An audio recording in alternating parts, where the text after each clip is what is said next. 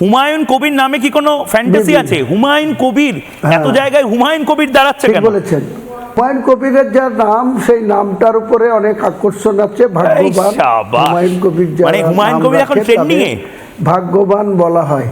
তো সেই ভাগ্যবানরা আমার নতুন দলে একদম। হুমায়ুন কবিরও আসবে, একটা মাইনাস হবে।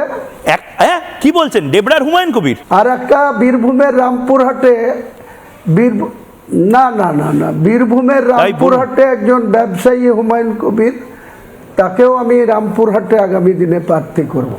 কেউ একজন সানিয়া চৌধুরী, যে আমার পূর্ব পরিচিত, মুর্শিদাবাদের ছেলে, এখন কলকাতায় থাকে।